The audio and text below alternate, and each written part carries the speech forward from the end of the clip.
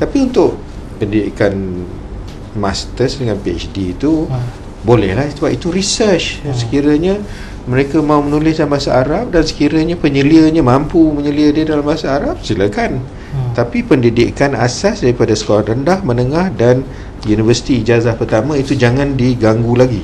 Mesti dalam tradisi yang asal dalam bahasa kebangsaan. Dan dalam hal ini kita sebenarnya tidak melarang bahasa ibunda lain. Dan dulu di Singapura ada Universiti Nanyang dalam bahasa Cina. Itu bukan kita menutupnya, itu Lee Kuan Yew menutupnya.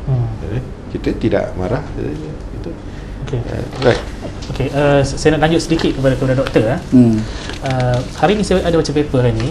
Ada satu rumus yang dikeluarkan oleh salah seorang calon naib presiden kita, iaitu Ali Rustam, katakan bahawa jalan keluar yang terbaik untuk kita menyelesaikan masalah PPSMI ini dengan mengambil pandangan orang tertentu di dalam UMNO dan mengambil pandangan rakyat termasuk GMP sendiri, ialah kita mesti kena melaksanakan sistem pendidikan subjek sains dan matematik ini dalam dua bahasa, maksudnya dalam bahasa Melayu dan bahasa Inggeris atau bahasa Inggeris, bahasa Cina dan sebagainya. Apa komen doktor?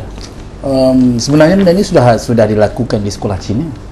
Seperti yang Prof. Abdullah sebut tadi, sekolah Cina boleh dikatakan dua bahasa lah. Dan statistik yang diterbitkan oleh sekolah-sekolah Cina ini menunjukkan dasar itu tidak bagus. Yang pertamanya, pelajar Cina tidak terbukti dapat memahami matematik dengan sains lebih baik menerusi bahasa Cina, bahasa Mandarin tu. Yang bahasa Inggeris ini hanya mengacau saja. Sebab dalam masa yang sama ditunjukkan bahawa prestasi bahasa Inggeris pun tidak begitu merangsangkan sepatutnya seperti yang diwar-warkan oleh menteri. Doktor secara peribadi setujulah dengan cadangan tersebut? Tak, ini saya cuma nak cakap bahawa benda ini bukan baru. Kalau dia nak buat di sekolah kebangsaan, memang tak ada bukti, tidak sesuai kan? Tidak sesuai. Bukan satu penyelesaian yang terbaik sebab sudah dibuktikan. Kalau kita balik kepada yang terbaiknya, ialah kita pergi kepada negara-negara yang telah terbukti berjaya. Yang selalu saya sebut, tengok saja negara Eropah, bagaimana dia mengajar sains matematik di peringkat sekolah, di sekolah menengah, malah di universiti sekalipun, dalam bahasa dia sendiri. Bila sampai kepada keserjanaan, seperti Prof. Abdullah sebut tadi, bukan saja dua bahasa, multi bahasa, bergantung kepada tesisnya. Kalau tesis itu berkenaan dengan Chinese studies, mungkin dia nak tulis dalam bahasa Cina. Kenapa kita kata mesti tulis dalam bahasa Melayu? Atau Islamic studies, mungkin nak tulis dalam bahasa Arab, tak ada masalah. Itu peringkat sarjana.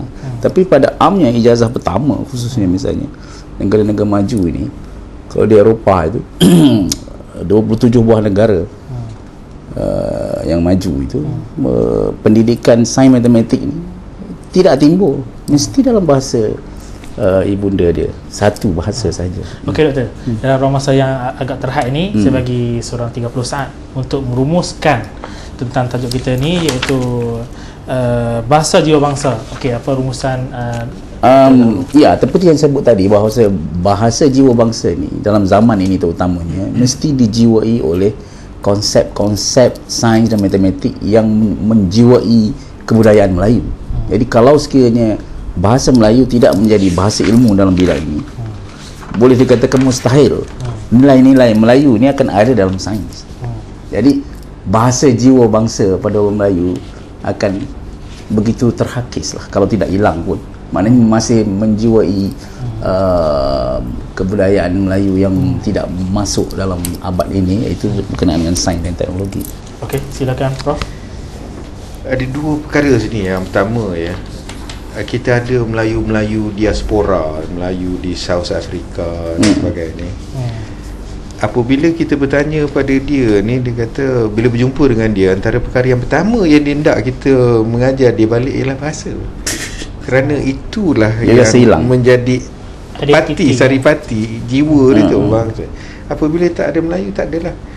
Dan yang keduanya ialah apabila ada orang Melayu yang bertutur bahasa lain di rumahnya, maka bahasa itu tidak menyalurkan budi-budi Melayu ini kepada dia. Lalu dia nanti walaupun jasadnya Melayu, tetapi jiwanya bukan Melayu. Dan inilah yang berlaku kepada pemimpin-pemimpin kita yang disekolahkan di luar negara dan sekarang menjadi Menteri Pendidikan. Dia tidak ada jiwa Melayunya lagi. Jadi itu sebabnya dia sanggup bunuh Melayu, dan dia tak peduli 2 juta anak Melayu tidak mendapat pendidikan, asalkan kelas menengah itu dilangsungkan. Ini kelas menengah je ni, ini yang itu jawapan saya. Okey, terima kasih kepada Prof dan terima kasih juga kepada Doktor kerana telah sama-sama dengan kita TV PAS Kibit Minda untuk bincangkan tajuk bahasa jiwa bangsa.